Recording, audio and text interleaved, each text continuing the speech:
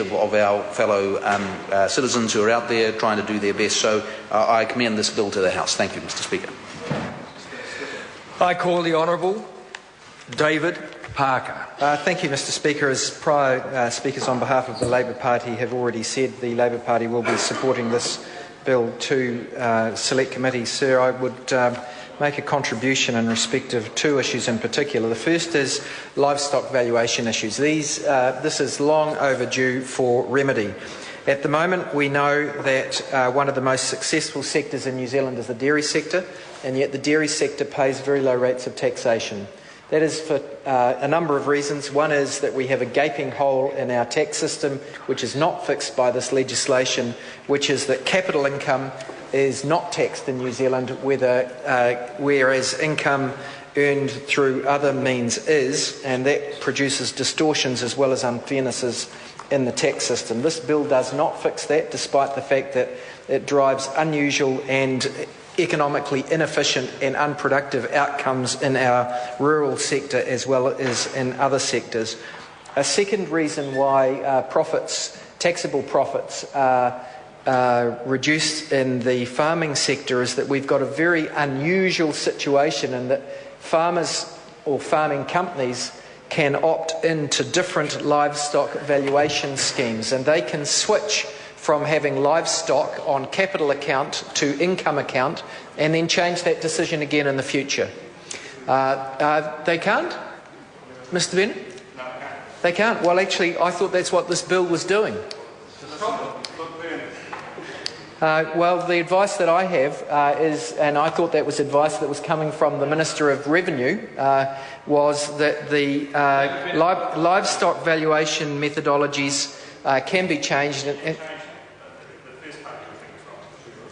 Sorry, the first part of my thing. Sorry, I misinterpreted what you're saying. So the government members now agree that under the existing law you can change the livestock valuation methodology and as a consequence you can change the tax consequences. You can, as I understand it, and I might be wrong here, but I was informed that under current law you can effectively treat increases in your livestock as being on capital account and for which you are not liable for tax, and then the taxpayer can change it and put livestock on income account, even capital stock, and that they can claim a deduction for a decrease in the value of that stock.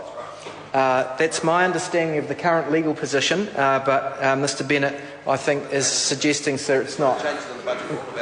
And I thought that's what the changes referred to in the budget were about changing, and that's what this legislation is meant to do. If my understanding of that is wrong, this legislation refines that, and if I'm wrong, then I'll learn about that at Select Committee. That's a good thing, because that should be fixed. In respect of mixed-use assets, this again is a bit of a rort at the moment. This can be used for things like super yachts. A super yacht could have be used mainly for private purposes, but it could have a sign put on it that says it's available for letting, and it might be for renting, and it might be used by someone who rents it for 1 or 2 days a year. It might be used by the owner, for whom has this for mainly recreational purposes, for 30 days a year. And the rest of the time, i.e. 11 months of the year, it could lie idle. Under current tax law, the rental income for those 2 days is fully taxed, but 11/12 of the expenditure, 92% of the all costs relating to the yacht are deductible, resulting in a very significant loss for tax purposes. So, in effect, taxpayers at the moment, under current laws, are subsidising super yachts. It is called a rort, and that is just unfair, and it needs to be closed down as a loophole.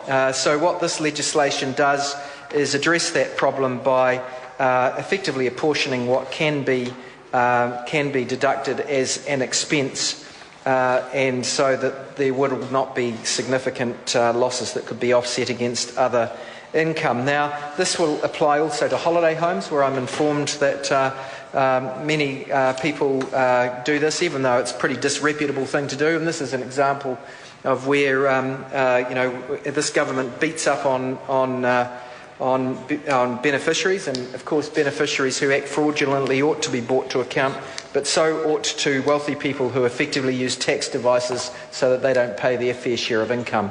And indeed some of the wealthiest people in New Zealand currently pay lower rates of tax than a single person earning on the minimum wage. So, Mr. Speaker, we agree with both of those intentions. We're not sure whether the mechanism being used in respect of mixed-use assets is correct. I think there is a proper question to be asked as to whether the fringe benefit tax arrangements or the principles that lie behind fringe benefit tax would be a better method of remedying this than the approach that is being used. Mr. Speaker, there are other changes made by this bill, including changes to the period for which you can claim a refund, and at the moment that period is longer than the Revenue Department would like it to be, and so they want to limit that to a period of 4 years. At the moment they can be claimed for up to 8 years where there is a clear mistake or an oversight. We're not sure why this change is being made, and I'm not sure that that is fair.